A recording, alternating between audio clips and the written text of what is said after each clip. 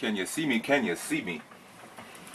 Alright, yo, what is up, guys? I am here, and I'm going to do a countdown. Yes, anime countdown. I hardly do these, so how do I start? Alright, but anyway, guys. I'm going to do top 5. Yes, 5. You can see the 5. Top 5 rescue arcs in anime, alright? A quick little disclaimer. I'm just going to clarify in what I think a rescue arc is. One of the characters who we all know is currently held captive by a force, an enemy force, you know. And I always love them, you know, when like the hero squad comes in, they invade, you know, someone else's property or land or world, whatever. You know, we have our good guys, they go into someone else's place, set up shop, you know, they go in there. And, you know, sometimes maybe a third party might come in or reinforcements might come in later or who knows. You know, something mysterious might also happen, so who knows, you know. But that's pretty much what I want to clarify as a rescue arc. Pretty much going to do some mainstream animes for this one. And before I start off the list, honorable mention goes to Tokyo Ghoul. Just saw the first season. You know, when they rescued Kaneki, or Kaneki, whatever you want to call him, our main character. He really wasn't rescued, so that's why I didn't really put him in this list. He just had like a transformation within himself. You know, he had to rescue himself pretty much. And he had one of the, the most godliest power-ups ever, okay? So shout out to you, Kaneki. You know, really good artwork there, really good fights, you know, Tokyo Ghoul, but I'll talk about that later in a different video. Number 5, we have Flame Eureka. Yes, this is an old school anime, and the arc that I want to really talk about is when they had to rescue Princess, yes, from Kurei's mansion. This happened early in the series, I'd say about around the 10th episodes when they really went into the mansion. Oh, I'm sorry, let me correct myself, to the 8th episode. Rekka, Domo, and the other girl, Rekka's cousin, they all went to the mansion. They had to go through all these trials, tribulations, and you know, we see this one bad guy in this one room, and the girl had to take her on. Then the next bad guy, Domo, had to take him on. Then, you know, Rekka, he had all his energy before his fight with Kurei. He really had all his emotions and energy just spike up, you know. And they mentioned how, wow, your flames have gotten as strong as Kurei, you know. And then it was just an amazing setup for all the fights. We had our reinforcements coming later. Tokia, yes, Tokia came in and fought the kid Kagune, I think his name is, the little kid. I forget his name really, but you know, Tokia came in. He was the reinforcement guy. We always have those like third-party reinforcements people coming in. That's what I love about it. And pretty much, you know, I'll spoil it. Kurei, he lets Rekka and all his friends live because, you know, hey, you're my brother, and I also want to kill you, but there's also a tournament coming up, so I want you to get stronger so I can kill you then. You know, to show people who's the real fire master. So I'm going to let you guys live for right now. Number 4, we have Yu Yu Hakusho. Yes, the invasion of Togoro's mansion. Yes, Hiei.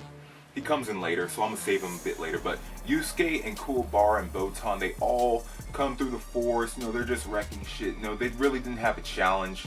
That's why I ranked it number 4. They didn't really have a challenge until Togoro came in. You know, they had the little triad, hyped them up a little bit. But, you know, Yusuke just breezed by them. And hey, Togoro, are you Togoro? Alright, let's fight. And then that's when they truly struggle. They had to take a couple episodes to take out Togoro. And we find out at the end, he didn't even try, man. Oh my god. That's amazing. But still, he was our third party character, our reinforcements. He was just doing some quick assassin stuff. He came in through another way. And he was just intruding, and he took out the actual mob guy, the hitman, the little bald, ugly dude. I don't know his name either. I'm really bad with names, but you can tell by now. Hiei just took him out, and Kurama also just stood there. He didn't do much. Kurama just came in at the last second like, Hiei, do not kill him. Like, come on, bro. But yes, I love this arc because, you know, it really just, Kuwabara, he did it for the love. He got love at the end, and it really set up for one of the greater arcs of the series, the Dark Tournament Saga, actually. I'm sorry, Dark Tournament. And that was the perfect setup. Great arc, saga, whatever you want to call it. And alright, it was kind of hard to make, but number 3, I'm doing the Naruto, where Naruto, Neji, Kiba, Rock Lee, the other dude, Fat Choji, they all went to go rescue Sasuke. They went up against Orochimaru's 5. I really loved it how, you know, these guys, they were Genin and they went up against Jonins. They had their one-on-one matchups, and then reinforcements came in later. We had Gaara. He was our support. Gaara, Kankuro, and Tamari. Yes. And you know, these guys, they won their fights and everyone had help and everything, you know, but the final fight, it really was the setup for part 2 of Naruto versus Sasuke. You know, part 2 ended just like part 1. I really loved it. It was very, very deep. You know, Naruto and Sasuke. This was like one of the very few series where it wasn't like a clear cut who was like stronger. These guys, they're just head to head. I still call them equal to this day. You know, in other shows you have your guy who's like ahead, like Goku and Vegeta. Like Goku's obviously going to be ahead. You know, even Vegeta admits it. Mario and Luigi. You know, Mario's ahead. He gets all the power ups. You know, there's a tandem.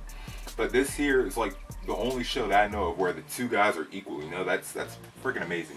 And you know, I'm pretty sure a lot of people already seen this arc. You know, it happens around the like 130th episode. I believe. I don't know, but just check up on the anime and all that. It's really, really great. Number 2. Let me wipe the sweat off. All right. Number 2, we have Bleach. Yes, Bleach with rescuing Rukia. This was early in the series after Ichigo found out, hey, thank you for giving me the powers, Rukia. Now I'm going to go ahead with Soul Society, with Chad, Uryu, all these guys and save you. And what happens at the end of this arc, all these amazing battles, everyone, you know, reaches their full potential pretty much except for Ichigo. But what happens at the end of this arc is Aizen. Yes, we have our true enemy, which was within the group that they invaded, which was so well.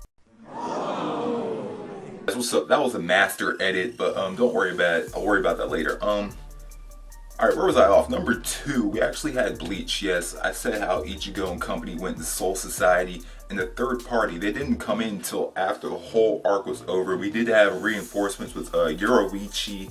Renji actually switched sides on him. He actually figured out, hey, Rukia, I want to save you. I want to save your life, you know. You know, it really came to a realization that, you know, you have to do what you want, not always do what you're told, or do what's right or wrong, or what's good or bad, what's justice. And number 1, let's have a drum roll actually.